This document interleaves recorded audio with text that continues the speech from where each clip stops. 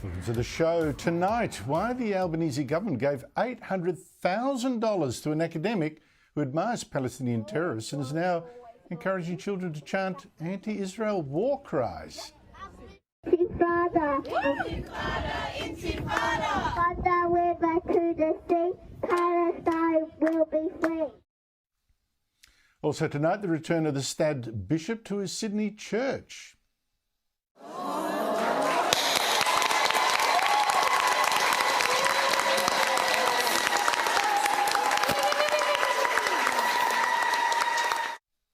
What he said next is inspiring. Hope the Prime Minister was listening. Speaking of him, Anthony Albanese finally returns to Alice Springs a year after he tried to stop the chronic violence there. And notorious comedian Russell Brand says he's turned Christian. But first, I wanted to start tonight with the mess Anthony Albanese has found himself in after his disastrous appearance at a rally yesterday against violence against women. And I will do that and show tape that blows apart his denials this morning. But let me first go straight to breaking news this afternoon and an even bigger nightmare for the Prime Minister and his hopeless Immigration Minister. And caution, I'm about to show a graphic image. This Perth woman, a pensioner and a cancer sufferer, says she and her husband, both in their 70s, were bashed in a home invasion. She was beaten for half an hour, she says, by men pretending to be police. And what makes this a crisis for Albanese is that one of the three alleged attackers is someone his government released from immigration detention last year. They came inside over there, one bloke grabbed me, get on your knees, threw me on the floor, jumped on my back, grabbed the cord from the amplifier and tied me up on the floor. I was pouring with blood from my mouth, from my nose. And I blacked out, unconscious for a minute or two. I thought I was dying. I don't know how I survived this.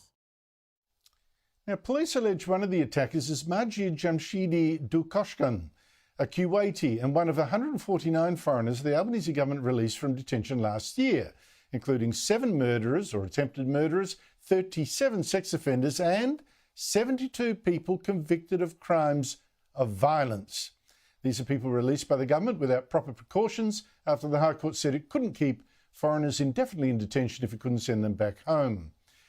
Now, the most obvious question here is, how did it take 2 weeks for this guy to get caught? Now, this alleged bashing took place, like I say, 2 weeks ago. This former detainee was arrested only on Saturday.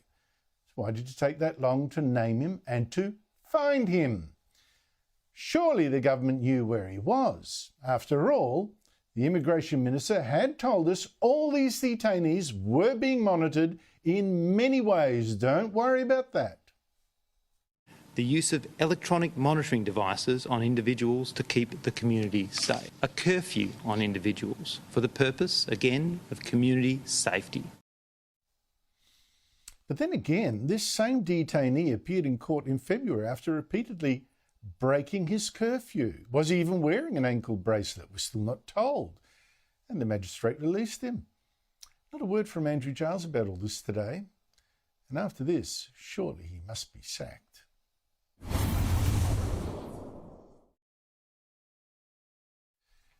Now, Anthony Albanese, another problem for him. He's just learned how dangerous it is for a male Prime Minister to go to a women's protest against male violence. Now it's exploded in his face, publicly called a liar, a bully, a misogynist. And I now have video to show he has been caught out, despite his denials. This is such karma, by the way. I mean, 3 years ago, Albanese mocked then Prime Minister Scott Morrison for wisely chickening out of going to the Women's March for Justice at Parliament House, where Brittany Higgins falsely accuses Liberals of covering up a rape. Not so much a tin air as a wall of concrete. But yesterday, Anthony Albanese turned up to a similar rally against domestic violence and the murder of 27 Australian women so far.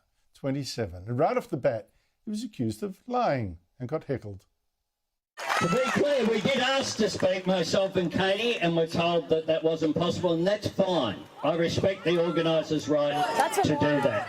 That's That's a full-out lie. To do that. We now have 10 days paid domestic. I agree it's not enough. I said that. We need to do more. Now, I was at first inclined to give Albanese the benefit of the doubt. It was a bit messy, a dispute about whether he could speak unless he agreed to the march's demands. But march organiser Sarah Williams went for Albanese this morning. They said that they weren't coming to speak, they were just coming to walk in solidarity. I'd actually asked him, their office, if he would speak, if he could commit. And they said, look, it's a bit too busy, but Katie Gallagher would happily speak. Him coming out and saying that he asked to speak and was denied was really, really upsetting. It was quite traumatic for not only me, but everyone in the audience, all victim survivors, honestly, across the country, because our Prime Minister just flat out lied on a national scale in front of the whole country. Maybe, but in fact, Williams also posted this claim that Albanese abused his power by aggressively stating, when I asked the crowd if we should let him speak, I'm the Prime Minister of this country. I run this country, and this demonstrated, she said, his entitlement. Now, asked about all this today, Albanese didn't quite give a direct answer, but suggested Williams was just being emotional. You were called a liar. How does that sit with you? Oh, look, I'm focused on the issue, Carl. It was an emotional day for people, and I get that. So she said you're on the stage with her and there was confusion about, you know, who was going to speak, and then you said behind her on the stage words to the effect of, I'm the Prime Minister and I run the country. Did you just say that? Well, Nat, I'm not going to get into, that sort of debate. Well, she's come on national TV and she's saying that all, in radio and TV around the country. Unfortunately for Albanese, there were cameras there with microphones. Now, I first thought, no, Albanese surely wouldn't try that. Do you know who I am? Line. But this afternoon, the ABC found TV footage which shows he indeed say, I'm the Prime Minister. I'm happy to know what we were intending to talk with the ministers, hear what they have to say, and then we'll consider the decision of them speaking about 10 minutes. But I'm not having any attacks towards myself or the organisation.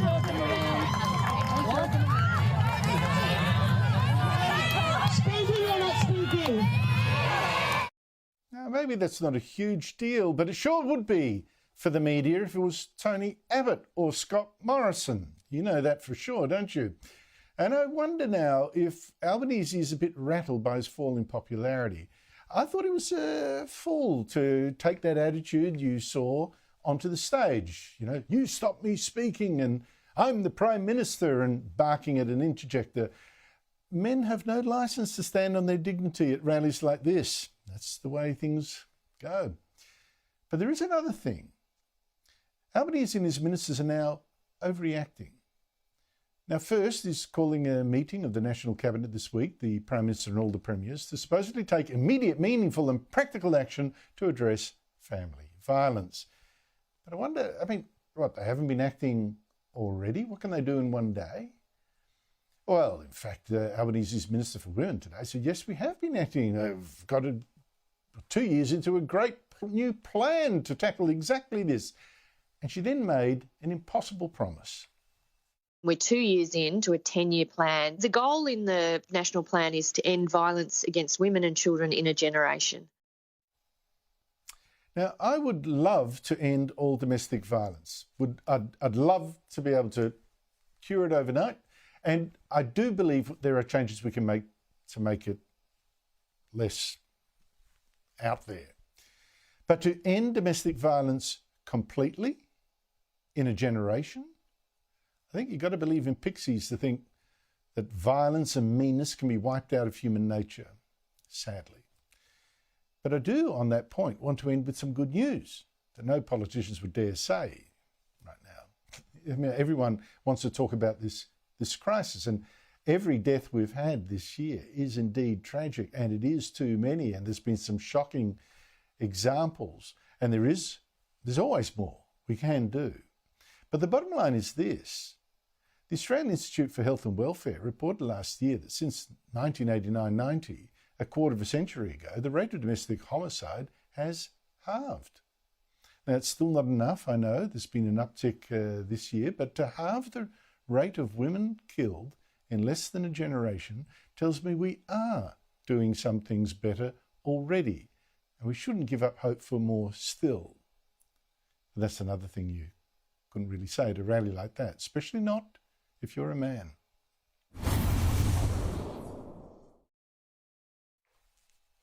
Now, I want to go back to that first thing I mentioned, the bashing alleged of that couple by someone allegedly released from immigration detention by the government. To immigration, the opposition's immigration spokesman, Dan Tehan. Dan Tehan, thank you so much for joining me. What does this alleged attack tell us?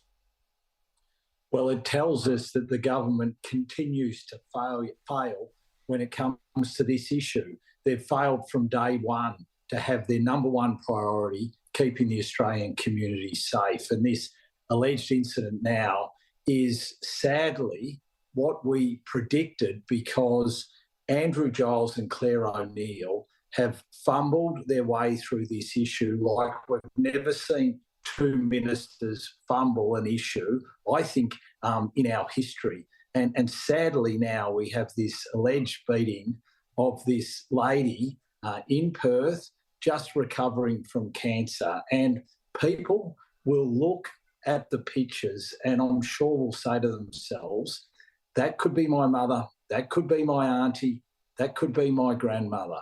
And Anthony Albanese has to explain how this has happened, and he has to ask his ministers, have you in any way done anything which has led to such an incident happening? And if so, those two ministers should be asked to resign, because it seems like the failures just mount and mount when it comes to this issue. Well, Dan Tehan, immediately I was thinking, I played part of a press conference that Andrew Giles gave where he assured the Australian public he was doing all sorts of things like ankle bracelets, curfews, monitoring and all that to keep the Australian public safe. What sort of monitoring of the detainees is going on if it takes 2 weeks to find this alleged attacker and arrest him? Well, that's a very good question, Andrew, and it's one that we continue to ask the government, and their lack of transparency on this issue has been there for all to see from day one. They said that they would issue on a monthly basis reports of how many of the 152 hardened criminals were wearing ankle bracelets, what monitoring was taking place, how many of them had broken their curfews. And with this, sadly, we know now in February, he broke his curfews, he was taken to court, and the Commonwealth did not oppose bail. Now, Andrew Giles needs to come out and explain why they didn't oppose bail for the repeated curfew offences. Right throughout this, they have not had as their number one priority keeping the Australian community safe. Well, as of 7 p.m, when I started this show, I hadn't seen a word from Andrew Giles, not a single word in response. What would you do differently? Well, to start with, when it came to the statement of facts before the High Court heard the issue which led to the release of all these detainees, I would not have agreed that there was no possibility of removing the detainees from the country. That is where this all went wrong. And that dates back to May last year. Since then, the government has not acted in any way to have as their fundamental priority to keep the Australian community safe. For instance, there could have been a preventative detention order put in place once this alleged detainee who's allegedly committed this crime, once he had failed his curfew. Why not put a preventative detention order in place? Why not insist that the ankle bracelets are worn and monitored the whole time? And why not be upfront with the Australian people about what you're doing? There are so many things that we would have done differently, which sadly wouldn't lead us to where we are now. Do you think this woman would have a case for compensation from the government? Well, look, judging by the photos, judging by the alleged crime, then perhaps she does. I just feel so sorry for her. The interview after the alleged attack took place, she said, I worry and I'm deeply concerned that this has changed me. Now, where is Andrew Giles? Where is Claire O'Neill? Are they, if this allegation is proved true, are they going to come out? Are they going to apologise to the lady? Are they going to do the honourable thing and resign? I bet you, Andrew, sadly, that they don't front the media tomorrow. I bet you that they won't front the media tomorrow. It'll be very interesting. Be outrageous. That would be outrageous, but I'm afraid it would probably be also on brand. Dan Tehan, thank you so much indeed for your time. Let's go to the panel. Michael Kroger, former Victorian Party President, and Michael Danby, former Labor MP, when he was also, among many things, Chair of Parliament's Joint Standing Committee on Migration. Michael Danby, speaking of that, the High Court told the Albanese government, let the detainees go free if you can't return them. The government seemed caught on the hop and half-hearted about it all. Now this woman has allegedly been beaten black and blue and robbed, allegedly as a direct consequence. How much do you think this woman can blame the court? How much do you think she can blame the government? 50-50. The too many Liberal magistrates, not just in this case, but in the case of the alleged terrorism in Sydney, that let people out on bail who should be kept inside for the safety of the public. But the government, as Dan Tehan has pointed out, could have applied for a protection order to keep this bloke in, above their mistake of implementing it for not just one person that the High Court named, but the whole cast of 143 rapists, murderers and torturers that you've been pointing out on this show. Michael Kroger, what do you make of this? I mean, here is a woman who is unfortunately testimony to the fact that her government has let her down. So, Andrew, I maintain the position that there was no need for the government to release the other 151. Because there was no evidence before the High Court in their cases, which were not before the High Court, that there was an inability by the government to return them to their country of origin. The only evidence before the High Court was in relation to the one person. So the government panicked, as you say, caught on the hop. They released 152 when I don't believe they needed to, and this is the result. A shocking situation. Dan Tehan says he doesn't think they'll front the media tomorrow. Tehan must be wrong. Tehan must be wrong. Surely Giles and O'Neill have got to front the press tomorrow. If they don't go tomorrow, that just shows a disgraceful cowardice by the government, hoping that the issue goes away. That would be appalling. Ministers have to front up and take responsibility in good times and bad, and if they don't front up tomorrow, shame on them, Andrew. Surely the Guardian and the ABC... What would John Howard do? He'd be in front of the camera straight off the bat? Of course he would. Yep. Look, of course he would. Yep. But Michael Danby, the Prime Minister is now being accused of lying about being stopped at first from speaking at the women's rally yesterday, then accused of pulling rank. I'm the Prime Minister. We've now shown the footage that shows he did indeed do that, and also accused of having a tin ear barking back at a heckler at this women's rally. It's just an unusual performance from him. Is usually, I would have thought, a little bit more, getting the vibe of the meeting, the mood of the meeting. What do you make of what went on yesterday? Well, I think this is hubris. He obviously is being infatuated with his own self-importance. Even if you think that the person who is the ostensible chair of this public gathering is rude, you don't indicate it, particularly when it's on a serious issue like violence against women. You keep addressing the issue and don't show your impatience with the organiser who, then criticised him on TV. It's too serious an issue to, put personal importance into the equation. He's made a terrible mistake with this one. I do think, Michael Kroger, that the organiser was rude and disrespectful. That said, she was also passionate about a very, very serious issue. How do you think this will play out for Anthony Albanese? Well, what he's doing is using a well-worn tactic of this government, which is you just run dead on issues. You never answer the critical questions. So when he was cornered on TV this morning and asked, "Did you say this?" he goes, "Oh, I'm not going to get into that." Katie Gallagher, a week or so ago, was asked about the judgment in the Bruce Lehman case and for her role in attacking Linda Reynolds and Chief of Staff, and no, I'm not going to get into that. I'm not going to get into he said, she said, blah blah blah. This is their tactic. You just run dead on these issues. You don't give a line that the media can run with, and you just hope the issue goes away because there's nothing more to report. So this is Albanese tactic this morning. It's a very effective political tactic, and the issue will die because Albanese is not saying what he did say. We've seen what he did say. It's disgraceful what he tried to do. This guy's an opportunist to the first order. He turns up there yesterday for political opportunism. This is the same bloke that vilified Scott Morrison for years over Scott Morrison's terrible tin ear about women's issues. Well, look at his performance yesterday, Albanese's performance yesterday. Rude, abusive and trying to pull rank.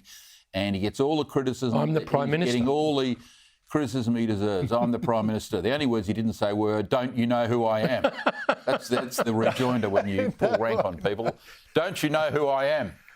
But, watch Labor's tactic, right? Watch their tactic of just refusing to answer direct, detailed questions because they don't want to kick the issue along end. Surely The Guardian and the ABC will track them down. No, surely they will. No doubt. Michael, we brought you on for the comedy relief there. Surely the ABC. Although, to the ABC's credit, they did run that video, but I think they will go soft on this like they wouldn't if it was Tony Abbott. Then they'd have a woman problem, and they'd go hard on that. But, Michael Danby, Anthony Albanese flew to Alice Springs this afternoon for the first time in more than a year. That was back when he tried to tackle the terrible violence and mayhem there, especially from young Aborigines. This visit, what can he do? What should he do?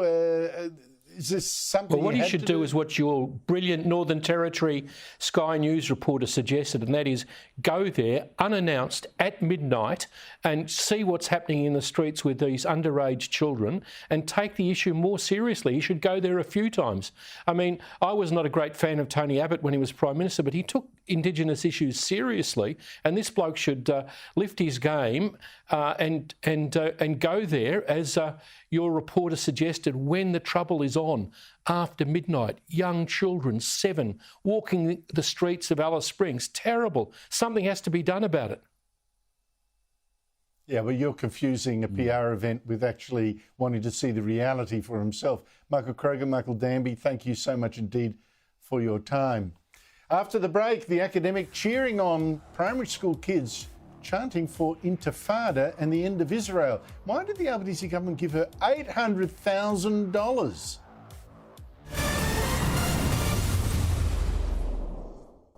Now, these anti-Israel protests here in the United States, I tell you, it's freaky. It's almost cult-like, especially the ones at universities.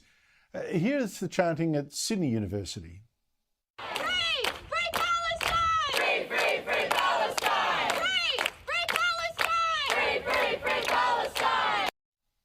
There's anti-Israel mobs also acting like automatons, automatons, like these in New York. They spotted a Jewish reporter in the museum that occupied. We've notified the museum guard. This is harassment. This is harassment. We're asking them again. They're in our face. This is a problem. Not true. He came to me, and you saw that. Then there's the way they go for the kids, drilling them in anti-Israel slogans. This, for instance, is Australian academic Randa Abdel Fattah helping to indoctrinate young children at the anti-Israel protests at Sydney University. Children who chanted for Intifada, which I take to be armed revolt, and children chanting for the destruction of Israel. Always was, always will be. Who can complete that sentence? Yes, Aboriginal land. Intifada. Intifada. Intifada. From the river to the sea, Palestine will be free. From the river to the sea, Palestine will be free. 5, 6, 7, 8, Israel is a terrorist state. Now, there's an extra twist here. That academic, Randa Abdel Fattah, is a Macquarie University academic and was given $800,000 by the Albanese government to study how Muslim activists, for instance, could link with other activist groups, especially Aboriginal ones, to be more effective, I guess. She's also posted a poster of a Palestinian woman, or 5 of them actually, who inspire her, including this one, part of a terrorist team that slaughtered 38 Israeli civilians, including 13 children. She's also helped to out Jews here from a WhatsApp chat group, and said she wanted to make no space culturally safe for Zionists. Joining me is the country's top foreign affairs writer, Greg Sheridan of The Australian. Greg Sheridan, thank you so much for joining us. These protests, particularly the ones in universities in America, now in Australia, Sydney, Melbourne, what's going on here? Well, Andrew, it's great to be with you. These protests involving little children in chanting slogans of hatred of Israel are grotesque. They are infamous. They are shocking. They are terrible. This is as close to inculcating rank anti-Semitism as you could get.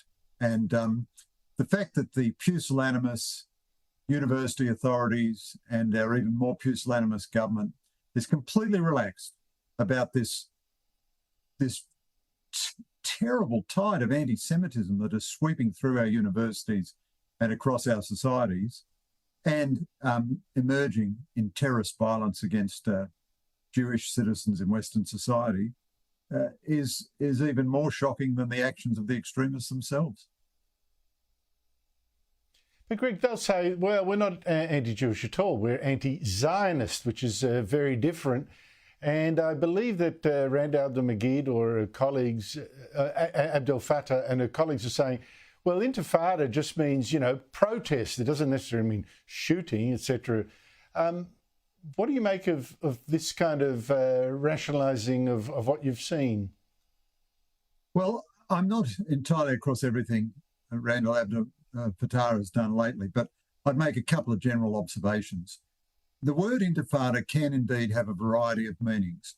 However, in connection with Israel, it is typically used to refer to the first intifada, the second intifada, both of which involved very substantial anti-Jewish terrorism and the murder of large numbers of people. So if in the context of Israel, you're screaming out, we are in favour of intifada, that is at the very least extremely dangerous. And to try to get past it, it's a bit like the demonstrators who at Sydney Opera House who said, we didn't say gas the Jews, we just said F the Jews, as though we should be grateful for that distinction. And then to say 2468, Israel is a terrorist state, or whatever these poor benighted children were being led into, that is a chant of hatred against the whole nation of Israel, 10 million people. That is a shocking and terrible thing. It wouldn't be tolerated against any other nation. People who protest in favour of human rights in relation to China, they don't say China is an illegitimate state. They don't scream out, death to China or anything like this. I mean, we've now normalised grotesque, violent, intimidating behaviour directed at Jews and Israelis in our own society. And our authorities and our government are not complicit in it, but they're completely mealy-mouthed in their response to it. That's the frightening thing for me too, that there's so few people in authority, particularly cultural authority, that are prepared to stand up here. They're intimidated by the demographics and the clicks on YouTube and TikTok and all that. It's interesting. Giorgia Meloni, the Prime Minister of Italy, she was a great hero of the conservative side of politics. I mean, she talked a bigger game, I must admit, on the election campaign than she has actually done in office. But still, Albanese has reportedly not been one of the world leaders she's given a special invite to as host of the next G7. That's the first one we're going to miss for a while. What do you make of that? Well, if those reports are fully confirmed, that's quite disturbing. We've been to so many G7 meetings that you'd think we were almost an automatic entrant. But I don't think the Albanese government is taken very seriously in national security. Their preparations for AUKUS are extremely feeble and poor. We haven't increased our defence budget substantially. $5 billion over the next 4 years allegedly is just nothing at all. Won't even make up for the ravages of inflation on the defence budget. And we're a pretty weak partner. Now, the Albanese government has a good political alliance with the Biden administration, both left of centre or centre-left governments. That's okay. That's good. I'm glad that they're getting on well with the Americans. But Georgia Maloney, she's a pretty good centre-right leader. I'm possibly marginally more sympathetic to her because I think, she's constrained terribly by the Italian constitution. But I wouldn't be surprised if she didn't. Why would she invite the Albanese government? But if it's true that she hasn't invited them, that's a diplomatic failure by Australia. And that means that we are less influential in the Albanese years than we were in the Morrison, Turnbull and Abbott years. That may well be the case. We shall see. Greg Sheridan, thank you very much for your time. Thanks, Andrew. After the break, why did yesterday's women's rally have people flying? This is a rally against violence, right? Have people flying the Palestinian flag after Hamas started this war by raping, killing and kidnapping women. In contrast, I'm going to show you the extraordinary return to his pulpit by the bishop who was stabbed 2 weeks ago and what he lost in that attack, alleged.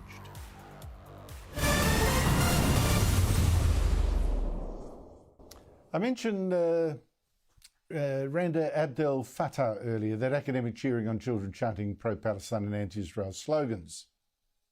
Social media means that the children in Gaza will see you today. So how about we all cheer?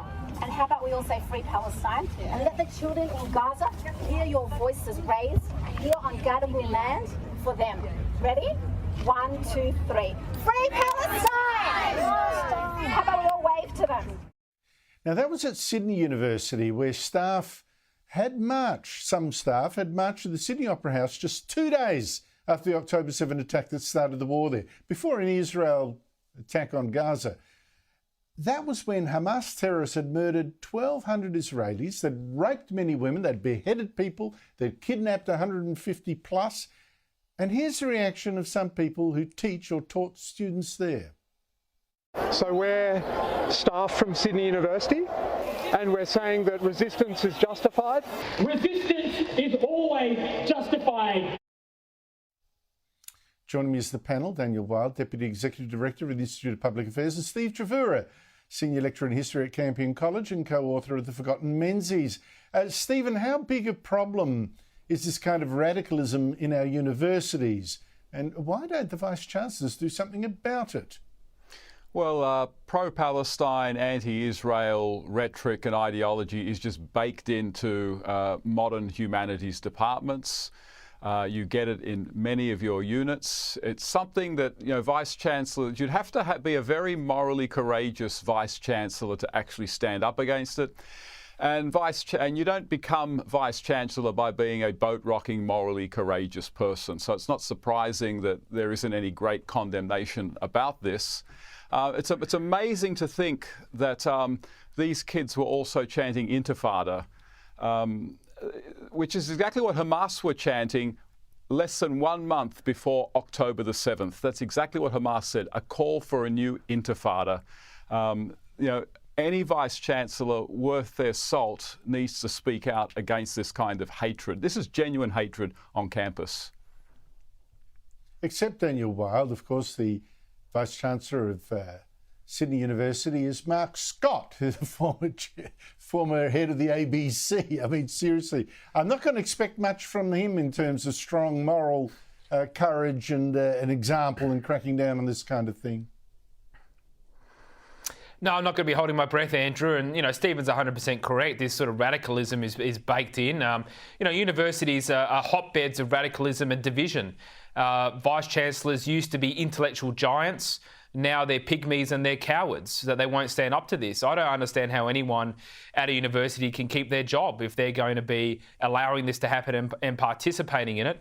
But this is nothing new, Andrew. I mean, we saw this during the Voice referendum debate. I can't think of one university that was advocating for a no vote. I can think of plenty that were advocating for a yes vote. There was essentially no meaningful debate on campus. And, you know, I don't blame the students for this. I don't blame the children. They're being robbed of a proper education. They're being indoctrinated. They're not being told facts. They're not being told how to think. They're being told what to believe. And this is why the university experience is declining. We know dropout rates are skyrocketing. And essentially universities are now just based on international students to support their revenue intake.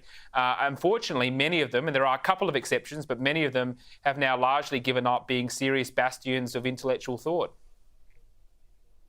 Well, if leading children in a chant is a way of teaching, that's a dire reflection on the state of pedagogy in our universities. But Stephen, how can these vice chancellors be so silent when you look at what's going on? I mean, just last week we had 5 youths arrested in alleged connection with the stabbing of Christian Bishop Mamadi Emmanuel. And now court documents from police claim to show one of the youths, just 15, all these guys, I'm presuming, are still at school, by the way, allegedly posted on Signal to his friends, "I really want to target the Yahud," meaning Jewish people. "We will plan it," one of the 17-year-olds. "I want to die and I want to kill. I'm just excited." A 16-year-old. "Allah is the best of planners and we're the soldiers of Allah." And yet I don't see one single university has made a real stand against this new culture of anti-Israel hate. One of the problems is that the anti-Israel hate tends to come from Muslims. Not all Muslims, of course, but it tends to come from radicalised Muslims. And on university campuses, Islam is a protected religion. You can criticise any religion on a university campus, but you don't criticise Islam. And in classes, you'll be taught that Islam is a feminist religion, that Islam means peace. They buy into all the propaganda that Muslim extremists feed to useful idiots in the West to get them to think that Islam is no threat to Western ways of life. So that's part of the problem, that they won't speak out against anti-Israel and anti-Jew hate, because a lot of it comes from Muslims and Islamic extremists, again, a protected species on every university campus. And unfortunately, the mainstream Muslim leaders, I must say, I'm very disappointed. You know, they criticised, 3 of the top groups criticised the arrests last week of the youths. Haven't said much since. And in contrast, Daniel, I want to play you something. The bishop, who was stabbed a couple of weeks ago in his church, allegedly by a Muslim boy, just 16, returned to that church yesterday, missing one eye, got a standing ovation and gave a passionate appeal for free speech against the government's attempt to ban footage of his stabbing from YouTube. Here he is.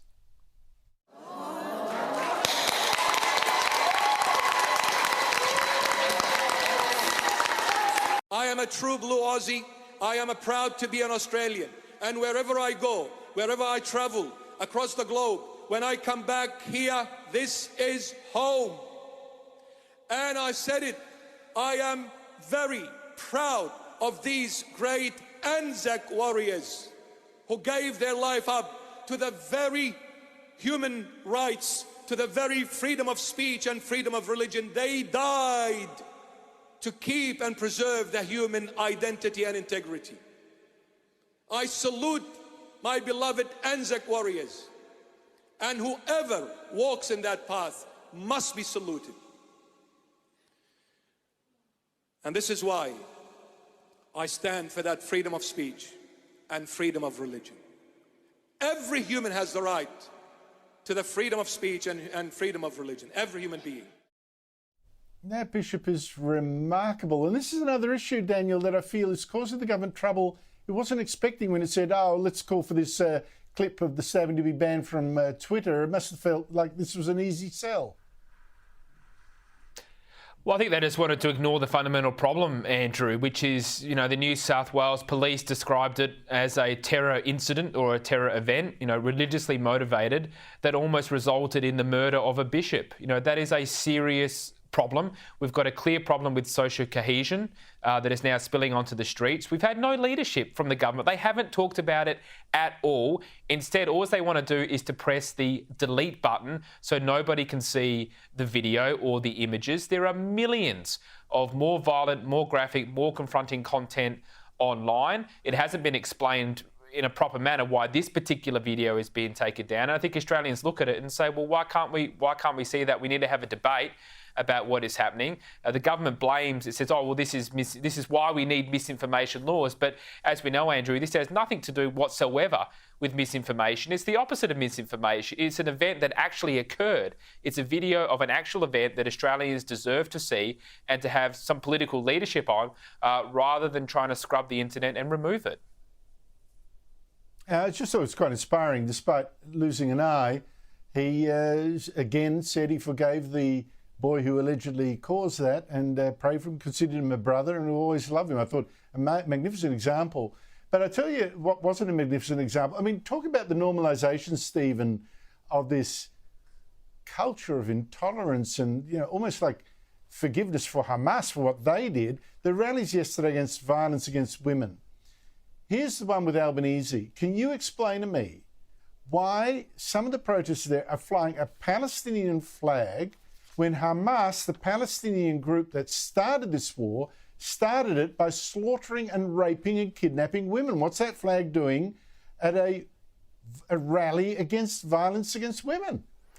And here's the thing, surveys were carried out throughout Palestine immediately after that attack on October 7th and a couple of months later, and rates of Palestinian approval of Hamas run between 70 to 90% approval. So Palestinians overwhelmingly approve of Hamas actually going in, torturing, raping, and killing women and children.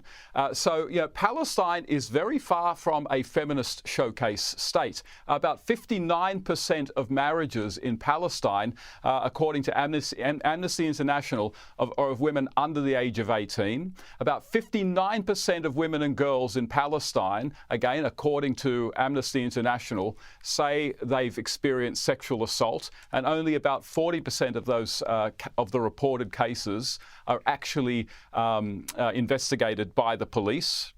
And so to fly a Palestinian flag makes no sense from a woman's rights point of view. No, well, it just goes to show these are protesters motivated more by showing something of themselves than actually any knowledge whatsoever of what actually is going on over there. None. Steve Chavura, Daniel Wild, thank you so much to you both. It's just crazy. After the break, since we're talking, I'm not a Christian, but famed comic Russell Brand, sex addict and provocateur, he has announced he is becoming a Christian, which I wonder if this is a change in our times. But another comedian warns that comedy is being killed by the left.